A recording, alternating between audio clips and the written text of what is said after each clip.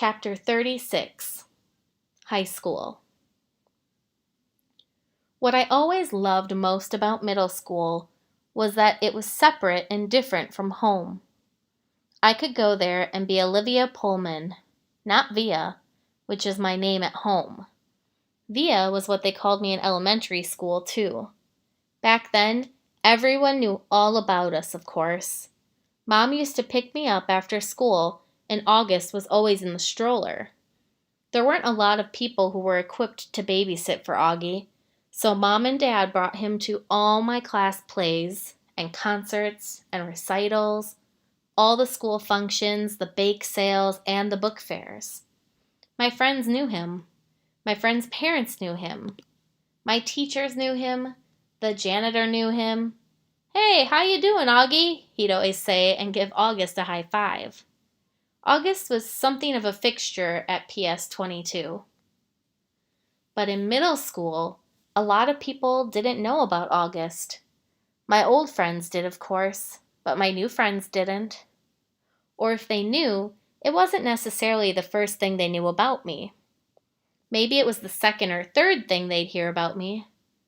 "Olivia? Yeah, she's nice. Did you hear she has a brother who's deformed?"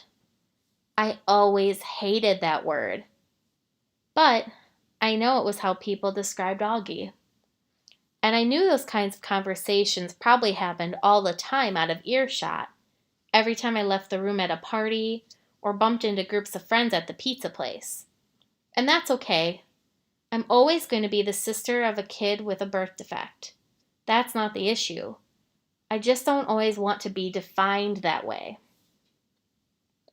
The best thing about high school is that hardly anybody knows me at all, except Miranda and Ella, of course.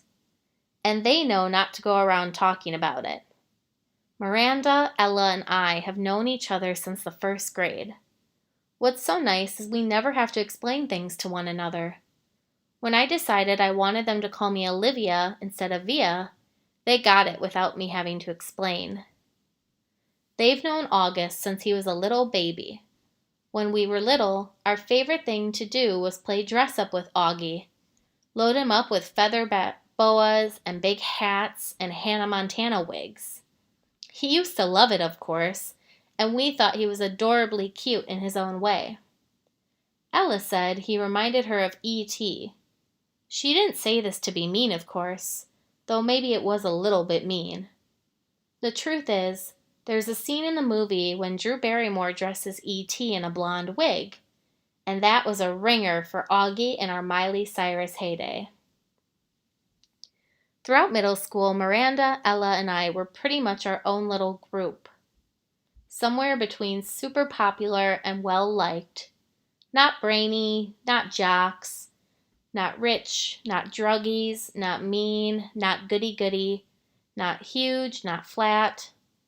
I don't know if the three of us found each other because we were so alike in so many ways, or that because we found each other, we've become so alike in so many ways.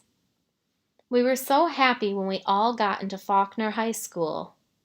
It was such a long shot that all three of us would be accepted, especially when almost no one else from our middle school was.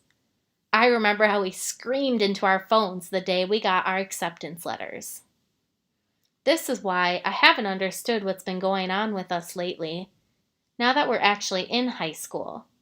It's nothing like how I thought it would be.